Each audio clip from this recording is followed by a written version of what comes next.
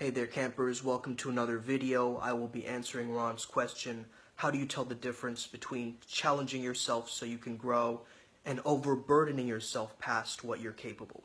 So this is a very good question and one that I've been thinking about for a long time. You have to ask yourself a few questions first. Do you want the challenge and still the goal? Do you want the pain and still the pleasure from gaining that goal, right? A bad system will beat a good person every time. So why do we get so emotional when we help someone to succeed and grow? Why do we cry at graduations and goodbyes? My experience is it's that support, that sense of support that's there. And challenge plus support equals learning. And when you are in a flow state, you will observe that you do need that level of challenge pushing you to make sure that you are growing. Now, emotions which are not helping you grow are things like frustration, apathy, disengagement from your work. In extreme cases, this feeling of despair. So managed stress is actually a good thing, but it's easy to lose sight of the appropriate stress that helps us to reach these challenging goals. So you have to ask yourself what feels good to you and what feels right. And this comes from self-knowledge, knowing ourselves, right? Exploring ourselves on a new level. And you don't need to follow a health fad or run a marathon or breathe deeply every day, but you do need to tap into your body, which is your subconscious brain. Mind and body are interrelated, and you need to figure out what works for you. And again, a bad system will beat a good person every time. So what is your system for figuring out when you are reaching that overburden? When you are tapping into your body, you will notice in different places, right? Palpitations are from the heart, a feeling of choking, often from a lack of speech. You're speechless. You don't have anything to say. Then there's the feeling of nausea, again coming from this area. Chills, a feeling of chills down your spine. A feeling of carrying other people's burden on your shoulders. You're literally carrying a mountain. You're carrying the world on your back, like Mr. Olympia or Hanuman from the Indian myth.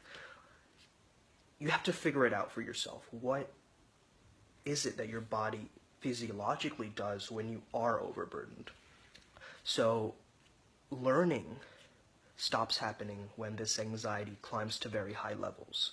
And most people get sick or find some kind of excuse at that point to avoid doing activity. And overburdening yourself with expectation is really bad. But only in cases when the one who is expecting is not you. So never try to live up to somebody else's expectation. Always be authentic, true to yourself. You know what I'm about. So when I'm scared of challenge, defeat isn't even a real thing, right? It's an illusion. It's that monster in your head that keeps you from doing what you do best. And you have to try and find a way to push into that fuel to push yourself beyond that level of pain. Now, when I step out of my comfort zone, uncomfortable is my friend, right? These videos for some people might be uncomfortable to look at, but it's giving you value, so you continue to. And before I climb the mountain, first you have to conquer the mountain in your mind, right? So you have to kill that doubt and forget what failure even means. Remove it from your dictionary before you even give victory a shot. So this is what I want to explain to you, and really what this video is about. I've explained it briefly in another video, but I will, specifically for you, Ron, I will explain this to you in great detail. So first of all, this little thing here is your comfort zone, right? It might be bigger than that. I don't know. So there's that, and outside of that is your stretch zone. This is what's helping you to grow. And you want to stay there. You want to stay at that stretch zone. And outside of that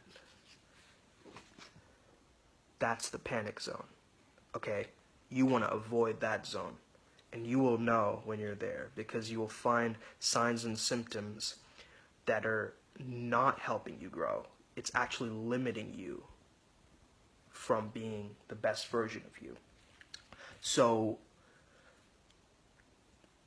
say that an example that I gave last time in the video is that it's like a person who's going to the military for the first time. It's like completely distorted out of their reality if someone is just telling you to go do this thing.